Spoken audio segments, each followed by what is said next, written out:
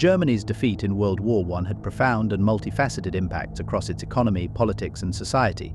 Economically, the Treaty of Versailles imposed heavy reparations payments and territorial losses, leading to economic turmoil and hyperinflation.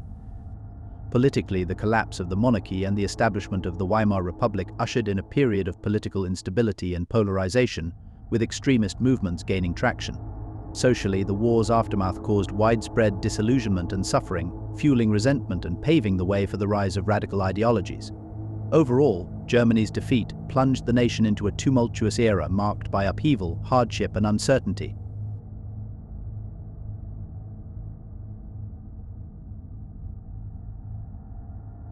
The Weimar Republic was the democratic government established in Germany after the abdication of Kaiser Wilhelm II at the end of World War I.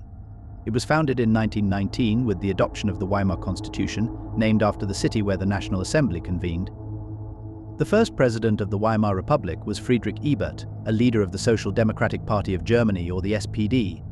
The Weimar Republic faced numerous challenges from its inception, including political unrest, economic turmoil, and social upheaval. It inherited the burdensome Treaty of Versailles, which imposed heavy reparations payments and territorial losses on Germany. The Republic struggled to maintain stability amid the rise of extremist movements from both the left, such as the Spartacist uprising, and the right, including the failed Beer Hall Putsch led by Adolf Hitler. Despite its efforts to establish a democratic system, the Weimar Republic faced opposition from both ends of the political spectrum.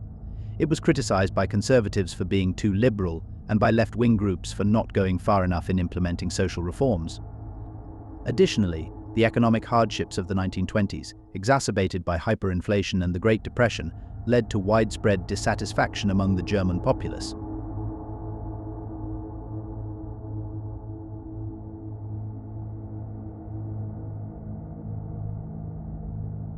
The Treaty of Versailles, signed in 1919, had a profound and multifaceted impact on Germany. Firstly, it imposed significant territorial losses, stripping Germany of Alsace-Lorraine, the Saar Basin, and parts of Prussia, reducing its territory by 13% and its population by 10%. This loss of land and resources weakened Germany's economic and industrial base. Secondly, the treaty severely restricted Germany's military capabilities. It limited the size of the German army to 100,000 troops, prohibited the conscription of soldiers, and banned the possession of tanks, aircraft, and submarines. These restrictions undermined Germany's ability to defend itself and projected military power. Thirdly, the treaty placed sole responsibility for World War I on Germany, resulting in reparations payments totaling billions of dollars. These payments placed an enormous financial burden on Germany, contributing to economic instability and hyperinflation during the 1920s. The hyperinflation wiped out savings, destroyed the middle class, and caused widespread suffering among the German population. Moreover, the treaty's harsh terms fueled resentment and a sense of injustice among Germans, providing fertile ground for extremist political movements like the Nazis. Adolf Hitler capitalized on this discontent, using the treaty's terms as a rallying cry to gain support for his agenda of nationalistic revival and territorial expansion. Overall, the Treaty of Versailles sowed the seeds of bitterness, economic hardship, and political instability in Germany, ultimately paving the way for the catastrophic events of World War II.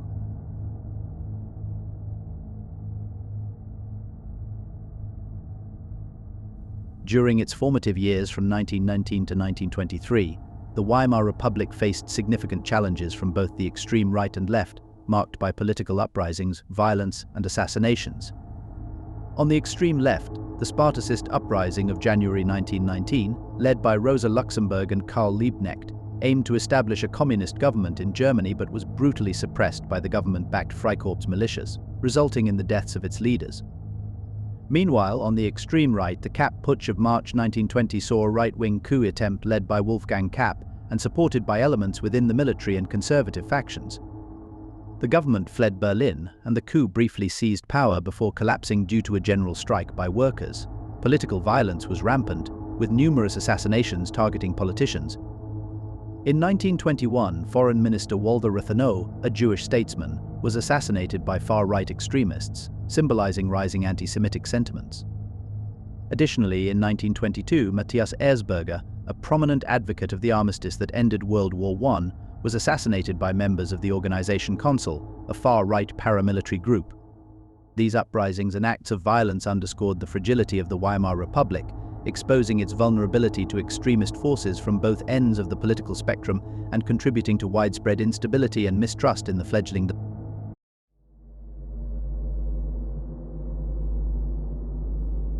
The Kapp Putsch was a right-wing coup attempt in Germany in March 1920. Led by Wolfgang Kapp, supported by elements within the military and conservative factions, it aimed to overthrow the Weimar Republic's government and establish a right-wing regime. The coup briefly seized power in Berlin, forcing the government to flee. However, it collapsed due to a general strike by workers, which paralyzed key services and industries. The failure of the Kapp Putsch highlighted the challenges facing the Weimar Republic and the fragility of democracy in post-war Germany.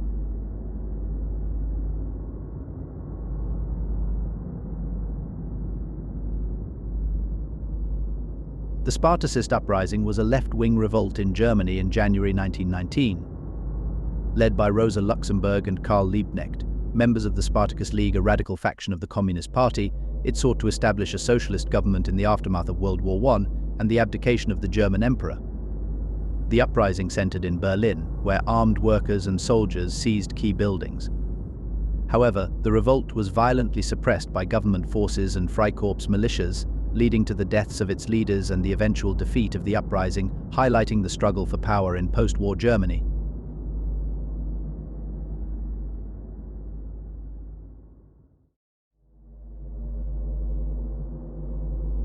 In the aftermath of World War I, Weimar Germany faced severe economic instability from 1919 to 1924, exacerbated by a combination of factors including hyperinflation, reparations payments, and the invasion of the Ruhr. Hyperinflation struck Germany in 1923, resulting from the government's decision to print money to pay off its debts, including war reparations imposed by the Treaty of Versailles. As the currency flooded the market, its value plummeted, leading to skyrocketing prices for goods and services. The hyperinflation wiped out savings and pensions, plunging millions of Germans into poverty and causing widespread social unrest. Workers' wages became worthless, exacerbating social tensions and undermining confidence in the government's ability to manage the economy. The Treaty of Versailles imposed hefty reparations payments on Germany, amounting to billions of dollars, which further strained the country's economy. The reparations burden drained Germany's financial resources, hindering its ability to invest in infrastructure, rebuild industries, and address pressing social needs. The economic hardships caused by the reparations payments fueled resentment among the German populace, fostering a sense of injustice and contributing to political instability. In 1923, Germany's economic woes deepened with the French and Belgian invasion of the Ruhr, a key industrial region. The invasion was a response to Germany's failure to meet its reparations obligations. In retaliation, German workers engaged in passive resistance, leading to the collapse of industrial production and a further decline in economic activity. The occupation of the Ruhr exacerbated Germany's financial crisis, deepening inflationary pressures and intensifying social hardship. The economic instability during this period had profound impacts on German citizens. Many experienced extreme poverty, hunger, and homelessness as the value of their savings evaporated. Small businesses collapsed, unemployment soared, and social services deteriorated. The instability fueled political extremism, with radical parties like the Nazis exploiting the economic turmoil to gain support. Overall, the economic instability in Weimar Germany from 1919 to 1924 inflicted immense suffering on its citizens and contributed to the erosion of democracy and the rise of authoritarianism.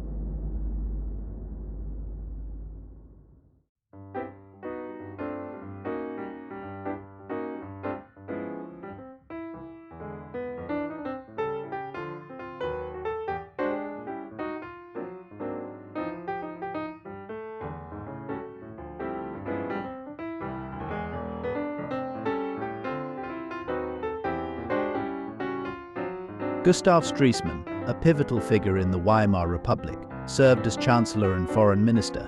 His pragmatic policies stabilized the economy through the Dawes Plan, mitigating hyperinflation. Stresemann's diplomacy facilitated Germany's reintegration into the international community, notably with the Locarno Treaties and the entry into the League of Nations, fostering peace and stability. Gustav Stresemann played a pivotal role in Germany's recovery from 1924 to 1929, contributing significantly to economic stabilization, political stability, and diplomatic initiatives. In terms of the economic recovery, Stresemann introduced the Dawes Plan and Young Plan. Stresemann negotiated the Dawes Plan in 1924, which restructured Germany's reparations payments, provided loans to stabilize the economy, and facilitated foreign investment. This plan helped alleviate hyperinflation and kick-started Germany's economic recovery. Stresemann continued his economic efforts by negotiating the Young Plan in 1929. This plan reduced Germany's reparations burden and extended payment deadlines, further easing economic strain and fostering stability. In terms of achieving political stability, Stresemann certainly helped fan the flames of extremism.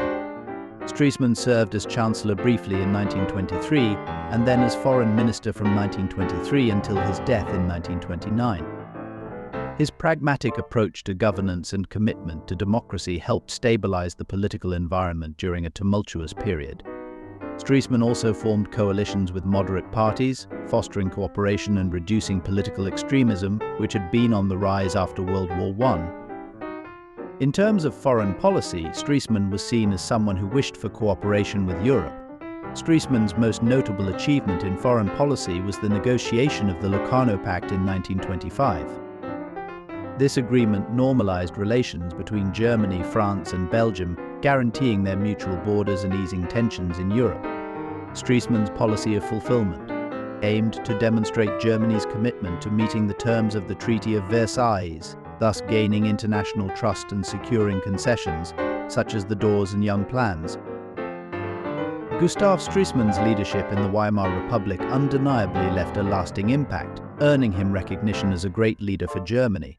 His pragmatic approach and diplomatic finesse played a pivotal role in stabilizing Germany's post-World War I turmoil.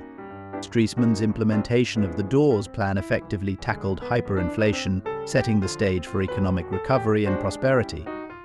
His diplomacy, exemplified by the Locarno Treaties and Germany's admission to the League of Nations, fostered international reconciliation and restored Germany's diplomatic standing.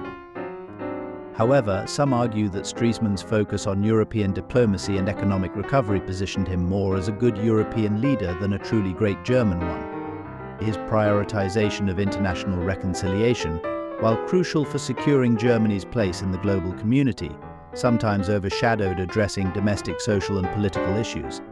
Critics contend that his policies didn't adequately address the underlying socio-economic disparities within Germany, particularly in rural areas and among the working class. Nonetheless, Stresemann's leadership remains highly regarded for navigating Germany through a tumultuous period, earning him accolades as a key figure in shaping Europe's interwar period. While his legacy may be debated in terms of his priorities, his contributions to stabilizing Germany and promoting European cooperation undeniably mark him as a significant leader in both German and European history. The Dawes Plan 1924 eased Germany's reparations burden, fostering economic stability.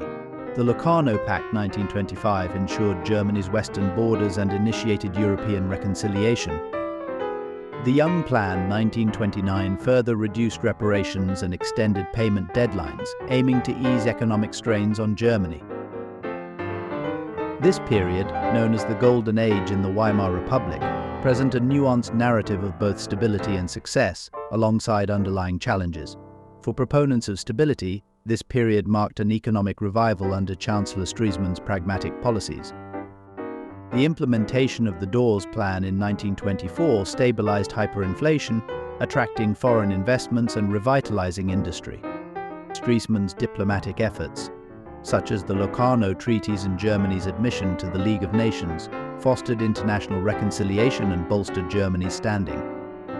However, detractors argue that this stability was fragile, as it relied heavily on foreign loans and was susceptible to global economic fluctuations. Socially, political polarization persisted, evidenced by the continued existence of extremist movements like the Nazis and communists. Moreover, the Dawes Plan exacerbated social inequalities, benefiting industrialists while workers faced stagnant wages and rising living costs. Despite economic improvements, the agricultural sector remained stagnant, leading to rural discontent. In essence, while the years 1924 to 1929 showcased remarkable economic and diplomatic achievements, they also underscored underlying tensions and inequalities within German society. The apparent stability masked unresolved structural issues, ultimately paving the way for the tumultuous events that would follow in the early 1930s.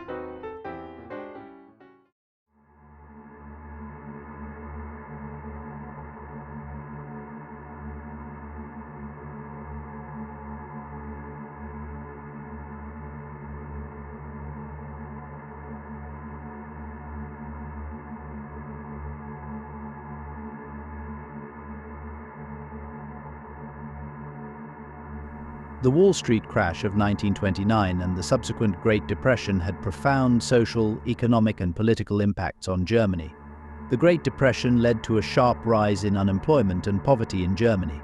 Millions of Germans lost their jobs, and many families struggled to afford basic necessities.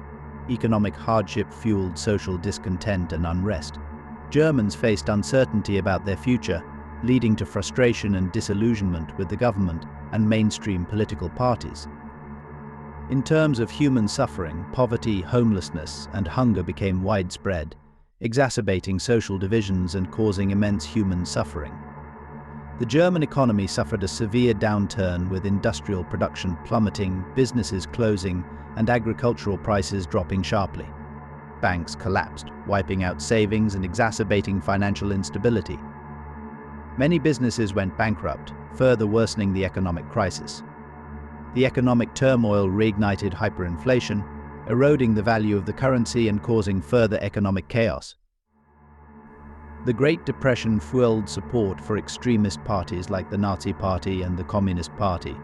Both promised radical solutions to Germany's economic woes, capitalizing on popular discontent. Political instability increased as mainstream parties struggled to address the crisis. Germans lost faith in democracy, turning to more authoritarian and radical alternatives.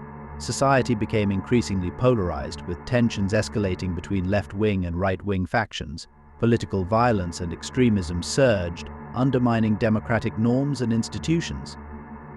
Overall, the Wall Street crash and Great Depression had devastating consequences for Germany, plunging the country into a deep social, economic, and political crisis. The rise of extremist parties, particularly the Nazis, capitalized on the chaos and disillusionment, ultimately leading to the collapse of democracy and the ascent of totalitarianism in Germany.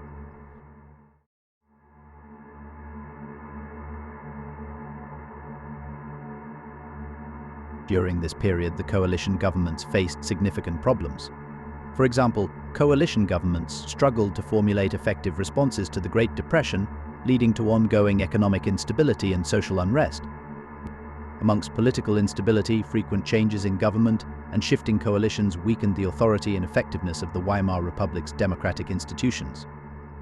Alongside this, the rise of extremist parties, particularly the Nazis, posed a significant challenge to the stability and viability of coalition governments, fueling polarization and political violence. Key figures during this period include Hermann Müller, who was Chancellor of the Grand Coalition government from 1929 to 1930, Heinrich Brüning, who was Chancellor of the Austerity government from 1930 to 1932, and Adolf Hitler, leader of the Nazi Party, which emerged as a major political force during this period, capitalizing on the failures of coalition governments and the economic crisis to gain support. From 1929 to 1932, Weimar Germany was characterized by frequent changes in government and a series of coalition administrations as mainstream parties struggled to address the economic and political challenges facing the country. In 1929, a grand coalition government was formed, consisting of the Social Democratic Party, the Centre Party, and the Liberal German Democratic Party. This coalition aimed to address the economic crisis and stabilize the political situation in Germany, but achieved only moderate success. Hermann Müller, a member of the Social Democratic Party, led the government from 1930 to 1931. Müller's government faced challenges in implementing effective economic policies to combat the Great Depression and alleviate widespread unemployment. Heinrich Brüning, a member of the Centre Party, served as Chancellor from 1930 to 1932. Brüning's government implemented austerity measures, including spending cuts and tax increases, to address the economic crisis. However, these policies exacerbated social tensions and contributed to political instability. The July 1932 Reichstag elections saw significant gains for extremist parties, particularly the Nazi Party and the Communist Party. The Nazi Party emerged as the largest party in the Reichstag, winning 37.3% of the vote and securing 230 seats. Despite its electoral success, the Nazi Party did not have an outright majority, necessitating coalition negotiations.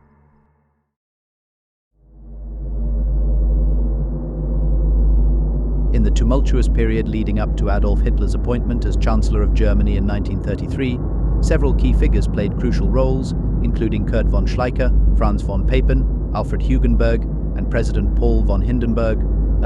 As a military advisor and influential political figure, Schleicher played a central role in the behind-the-scenes maneuvering to form a government that could stabilize the political situation in Germany. He sought to build coalitions and alliances to counter the rising influence of the Nazi Party.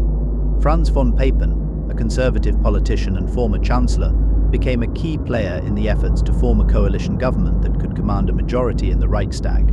Papen's connections and political maneuvering were instrumental in negotiating the appointment of Adolf Hitler as chancellor. President Paul von Hindenburg, as the head of state, held the power to appoint the chancellor. Initially skeptical of Hitler and the Nazis, Hindenburg reluctantly appointed Hitler as chancellor in January 1933 under pressure from Papen and other conservative advisors who believed they could control Hitler and use him to advance their own agenda. Hindenburg's views on and attitude towards the Nazis were complex. While he initially distrusted Hitler and the Nazi Party, Hindenburg ultimately succumbed to pressure from conservative advisors who saw Hitler as a means to restore order and stability in Germany. Despite his reservations, Hindenburg signed the decree appointing Hitler as chancellor, paving the way for the Nazi Party's ascent to power. In summary, the political intrigue and maneuvering involving figures like Schleicher, Papen, Hugenberg, and Hindenburg were instrumental in facilitating Hitler's appointment as chancellor, marking a pivotal moment in German history that would ultimately lead to the demise of democracy and the establishment of Nazi dictatorship.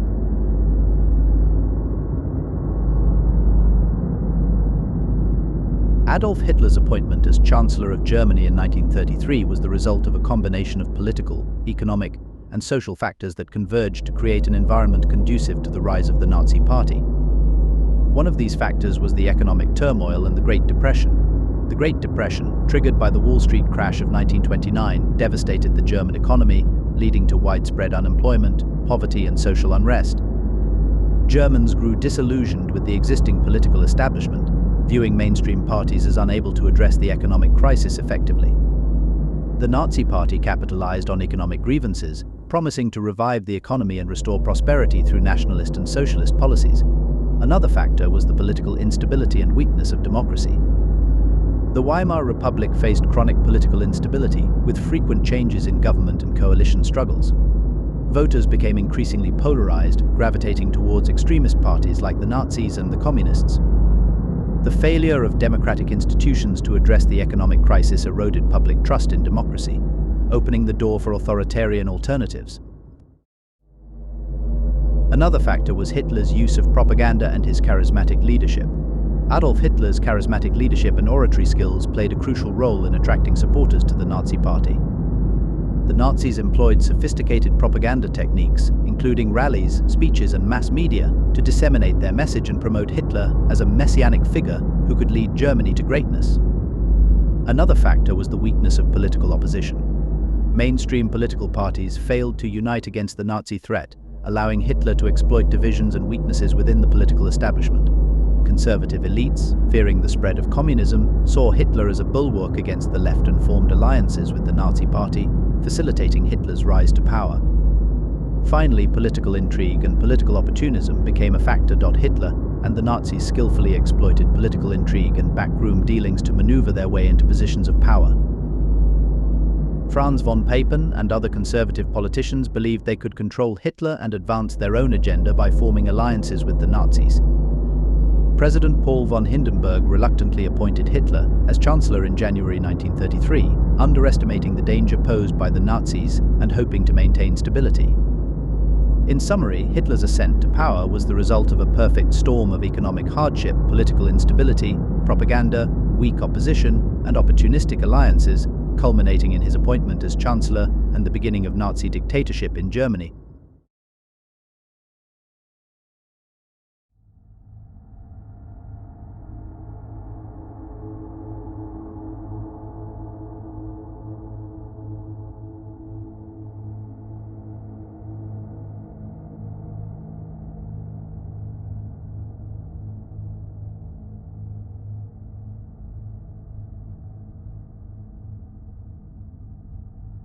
The Nazi Party, or National Socialist German Workers' Party, or the NSDAP, emerged in post-World War I Germany amid widespread discontent and economic hardship. It was founded by Anton Drexler, a German locksmith, in 1919. Initially named the German Workers' Party, or the DAP, it attracted disaffected veterans, nationalists, and anti-Semitic elements. Adolf Hitler, a former soldier and skilled orator, joined the DAP in 1919 and quickly rose to prominence due to his passionate speeches and ability to galvanize supporters. In 1920, he assumed a leadership role and rebranded the party as the NSDAP. The party's ideology was outlined in its 25-point program, which included nationalist, anti-Semitic, and anti-capitalist sentiments. Key points included the abolition of the Treaty of Versailles, the revocation of citizenship for Jews, the seizure of land for the benefit of German citizens, and the establishment of a strong central government. Under Hitler's leadership, the NSDAP aimed to capitalize on the economic and political instability of the Weimar Republic, presenting itself as the solution to Germany's woes. The party's aggressive propaganda tactics and paramilitary organization, the SA, helped it gain traction, laying the groundwork for its eventual rise to power in the early 1930s. Between 1920 and 1923, the Nazi Party, led by Adolf Hitler, solidified its ideological foundations and employed various tactics to gain support and power in Germany. The party's beliefs centered around a radical nationalist and anti-Semitic ideology, as outlined in its 25-point program. This program advocated for the abolition of the Treaty of Versailles, the expulsion of Jews from Germany, the establishment of a racially pure German state, and the expansion of German territory. To propagate these beliefs, the Nazis utilized aggressive propaganda campaigns, including rallies, speeches, and the distribution of literature such as Hitler's autobiography, Mein Kampf. They also organized paramilitary groups like the SA, which engaged in violent street battles with political opponents, particularly communists and socialists. The Nazis capitalized on the economic instability and political chaos of the Weimar Republic, presenting themselves as the defenders of the German people against internal and external threats. They exploited nationalist sentiments and portrayed themselves as a bulwark against perceived enemies, including Jews, communists, and foreign powers. Despite several failed attempts to seize power, such as the Beer Hall Putsch in 1923, these years were formative for the Nazi Party, laying the groundwork for its eventual rise to power in the 1930s through legal means, electoral success, and the exploitation of democratic institutions.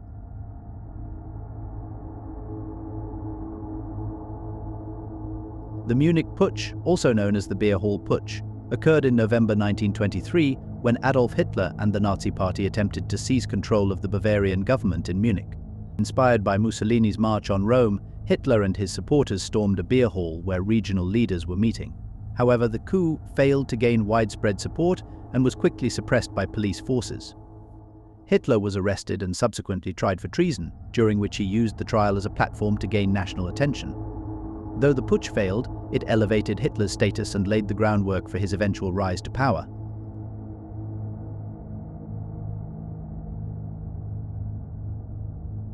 From 1924 to before the Wall Street crash of 1929, the Nazi Party under Adolf Hitler underwent significant tactical shifts in its approach to gaining power in Germany.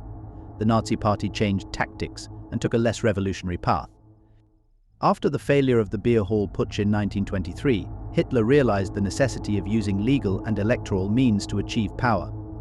The Nazi Party participated in elections, seeking to gain seats in the Reichstag and establish a legitimate political presence. Hitler emphasized the importance of propaganda and public speaking to sway public opinion and attract supporters. The Nazi Party also underwent internal reorganization, emphasizing discipline and hierarchy within its ranks. Hitler consolidated his leadership position and solidified his control over the party, promoting loyalty and obedience among members. The Nazi Party also expanded its propaganda efforts, utilizing newspapers, rallies, and public events to disseminate its message. Outreach efforts targeted a broad spectrum of society, including workers, veterans, and the middle class, exploiting economic grievances and nationalist sentiments. The Nazi Party also sought to form alliances with conservative and nationalist groups to broaden its support base and increase its influence. Hitler downplayed radical rhetoric and presented the party as a viable alternative to the established political parties, appealing to a wider range of voters.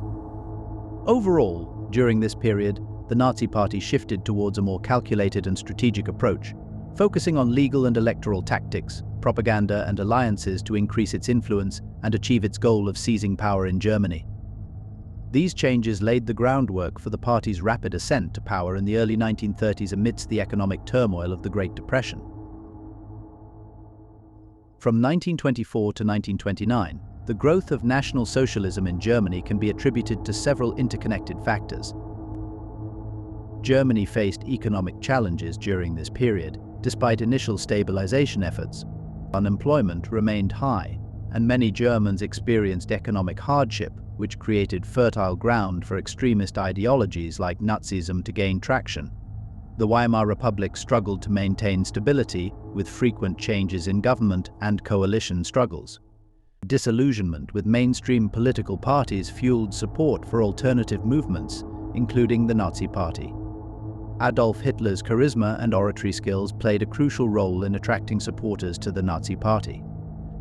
The party's effective propaganda machine spread its message of national rejuvenation and scapegoated minorities for Germany's problems, resonating with many Germans.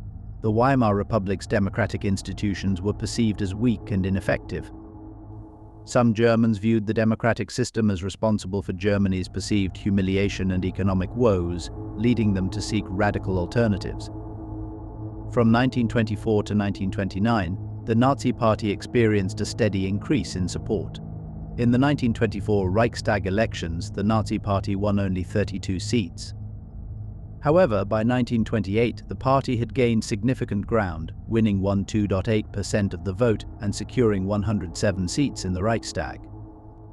The Nazi Party's rising popularity was evident in regional elections and local government positions, where it made significant gains, particularly in rural areas and small towns. Hitler's strategic alliances with conservative and nationalist groups further boosted the party's visibility and appeal, broadening its support base.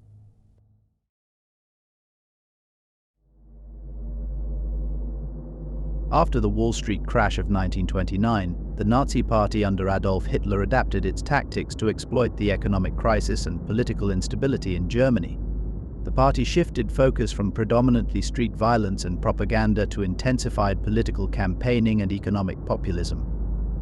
Hitler capitalized on the widespread discontent stemming from mass unemployment, poverty, and disillusionment with the Weimar Republic. The Nazis strategically appealed to various demographics, including the middle class, farmers and industrial workers, promising economic recovery, national rejuvenation, and scapegoating minority groups for Germany's woes. Hitler's charismatic leadership and oratory skills resonated with many disillusioned Germans seeking a strong leader to guide them through the crisis. Moreover, the Nazis employed sophisticated propaganda techniques, utilizing radio broadcasts, mass rallies, and innovative use of modern media to disseminate their message effectively. They exploited fears of communism and promoted nationalism, anti-Semitism, and xenophobia to garner support. Additionally, the economic crisis provided the Nazis with an opportunity to portray themselves as the only viable alternative to the failing Weimar government. Their paramilitary organization, the SA, expanded its activities to intimidate political opponents and create an atmosphere of fear. Overall, the Wall Street crash catalyzed the Nazi Party's rise by providing fertile ground for their propaganda, radicalizing tactics, and exploiting societal grievances to propel Hitler to power.